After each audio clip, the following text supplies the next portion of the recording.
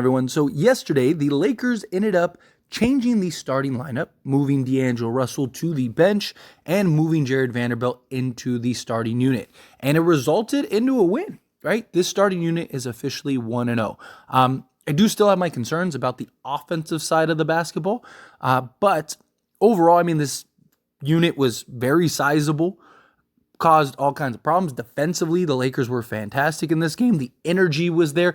Everything that we've needed from the Lakers, they finally showed. Like, this was the game where it was like, okay, this is the Laker team that I've talked about. When the season began, when I talked about how, I could see the Lakers, doing X, Y, and Z, being a top 3 seed in the league and potentially win an NBA championship. The team that we saw play in the in-season tournament and go 7-0 and win the championship for that, right? It was like, okay, we can see this vision. The Lakers just have to put the pieces to the puzzle, figure it out, and put it together. And the Lakers, at least for a game, I want to preference that. We'll see if they can continue, because the problem is the Lakers have been very inconsistent. If we get this Laker team, we're going to win a lot more games than we're going to lose. And look, the Lakers shot extremely well, but it was more than that. They shared the basketball, the intensity, the energy was there. If this Laker team was the Laker team that we saw all season, one, I think the Lakers would be in a much better situation. But two, even the games that they lose, right? At least you can defend it. It's like, hey, teams lose, everything happens, right? Sometimes it's just a bad game. Shots weren't falling, right? Lakers took it out. But you can't justify it when it's like all of those things are happening. And on top of that, the Lakers just aren't showing energy. They're lackadaisical on defense. They're not hustling. They're getting heavily out rebound. Like, we finally played a top team on the road and got the win. That was huge. And also credit Darin Ham. One, Darin Ham made the change. Two, we're always so critical of Darin Ham, right? Even myself have been very critical. And I don't put all the blame on Darin Ham. Like, many people like to just, like, it's all Darin Ham's fault. If we had a different coach, that's it. We'd be the best team in the league. I don't know about all that. Lakers still need to play with the effort, right? Don't get me wrong, Darin Ham has been a problem this year, as has the entirety of the team. But if we're going to criticize him for everything, we also need to praise him when he does well. And I thought that this was also one of his best coached games this season, right? I thought he made the change to the starting unit. I thought he did a great job of kind of sticking with the hot hand, like Rui, right? Rui was torching folks, right? Having an excellent game. He got 30 minutes, right? He was quick and decisive. His rotations were compact, right? I thought he did a great job with this team, with this unit. Called timeouts when need be, made sure that Oklahoma City never really got too much back into this game. I thought he did an excellent job. And then also moving DAngelo Russell to the bench to just try something different, right? Maybe you experiment a little more. Maybe you swap out, a Reddish or a Vando for Rui next game against the Celtics. I don't know. We'll see. But I like what they did with the starting unit.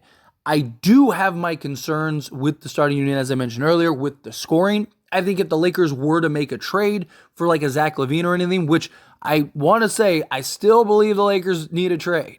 Just because the Lakers look good and won this game doesn't mean that the issues that the Lakers have outside of like just showing up and playing and hustling. I'm talking about just the team issues as a whole, like what they're missing void-wise. I do think they still need a trade. And if it is, say, Zack LaVine, right, I think if you swapped, say, Zack LaVine for a Taurean Prince or a Jarred Vanderbilt, I think the starting unit would be one of the best, if not the best in the league. Because at that point, now you have enough offense. You could go with Cam Reddish and Jarred Vanderbilt if you wanted to for the defensive purposes, and you're set. You're golden.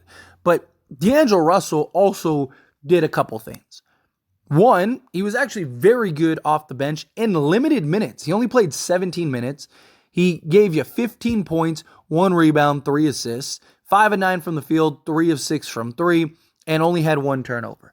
Now, in the previous game against Timberwolves, he really came alive in that fourth. So it was like, okay, is he going to be able, like, is this the turning point, right? Is this the moment where he kind of gets back to being a quality basketball player? We saw it with Taurean Prince.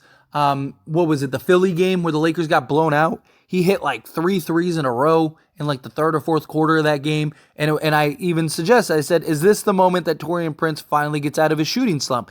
And since that moment, he's been excellent shooting three ball. He's been over 40% since that moment, right? Same thing with Austin Reeves. You had that game where Austin Reeves, he had his struggles. He was terrible. At times he looked unplayable. He wasn't like terrible the entirety of the season, but he was in that stretch that was just really bad. And then he just had that quarter when he went off for like, 10 or 12 points. And man was like, is this the moment where he gets better and gets back to being Reeves? And since then, he's been excellent again. So my hope was that was the turning point.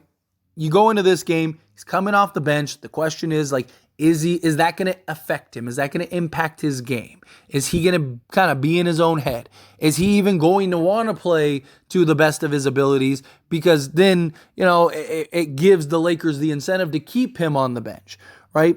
And you got to give him credit. He showed up. He did his job. He dropped 15 points in 17 minutes and was very critical for this team, very crucial for this team.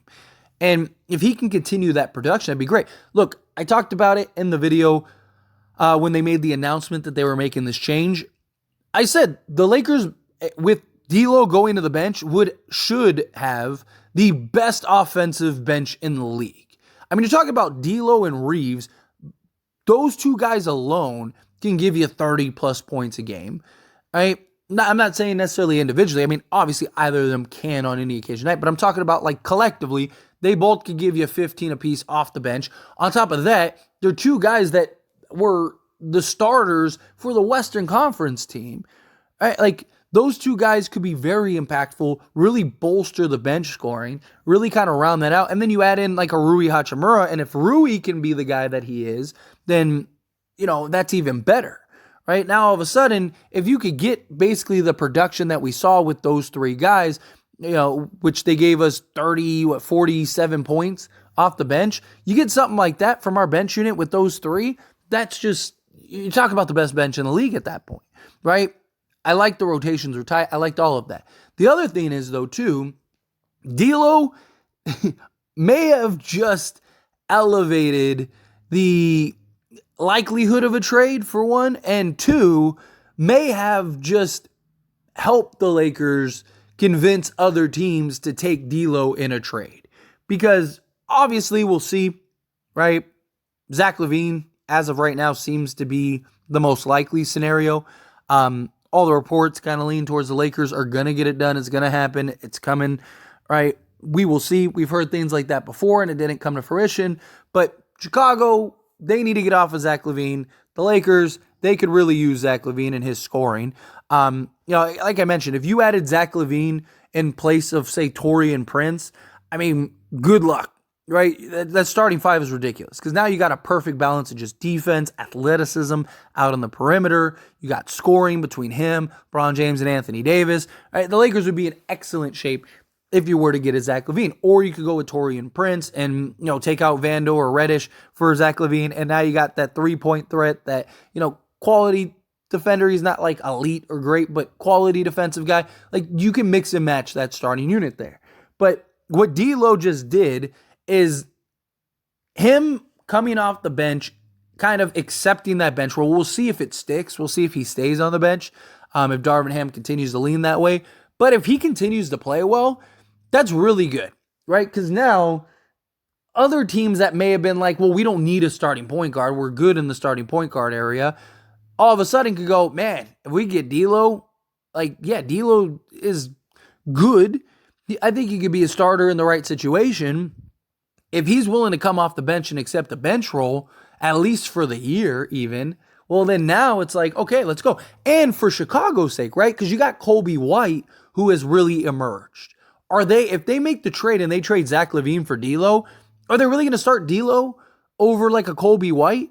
Now, I'm not saying Chicago can't go and put DeMar at like the 3 or the 4 or something like that if you wanted to. But more likely than not, you're going to want to keep the cohesiveness of the starters. And if you end up getting D'Lo and Rui, you already know Rui's capable of coming off the bench and can give you some quality production. Well, now if D'Lo is willing to accept the bench role and D'Lo is willing to play that backup guard role, well, then that's huge for Chicago. Because now it's like, okay, well, we don't have to disrupt the starting unit, and now we can bring in a guy that can give us, 15 and 5 off the bench or whatever, or 15 and 6 off the bench.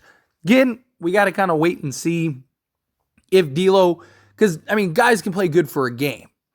Does D'Lo continue to play well in that bench role? And even if the Lakers don't make a trade, that's just more valuable for the Lakers. Because again, now your bench unit is better than it would have been otherwise. And you can kind of mix and match and interject guys, right? And also if D'Lo, say for whatever reason, you get to the playoffs and D'Lo is starting to have a little bit of a stinker, well, now you're comfortable just benching him. You're comfortable, and he's not going to be as impactful, or the negativeness won't be as impactful because he's your backup guard rather than your starting guard. And then also if you get Gabe Vincent, you could start Gabe Vincent. The Lakers have options here, which is good. And we'll see. Gabe Vincent may end up needing surgery, and if that's the case, he's out 6 to 8 weeks. Lakers, it's going to be interesting. But hopefully this works. I think that this is great for the Lakers regardless. Whether they keep D'Lo or they trade him, which I still believe they're going to trade him. But if they do trade him, this is huge because now you can kind of show hey, look, he was coming off the bench for us. He accepted the role. He's willing to do whatever. He sacrificed. He'd be really good off the bench for you type thing. But anyway, as always, this is a discussion, so I pass a question on to you. Let me know your thoughts and opinions down in the comments below. What do you think? How do you feel? Do you agree that, this was huge? This really helps the Lakers, not only for the team, but also as a trade partner or to trade D'Lo. How do you feel? Whatever your thoughts are, I'd love to hear it. So let me know down in the comments below. That being said, if you haven't liked this video, hit that like button. Helps me out a lot. Lets me know you enjoy these types of videos, and I truly appreciate it. If you're not subscribed to the channel, hit that subscribe button. Turn on the bell notifications. Appreciate y'all. See you in the next one. Thank you.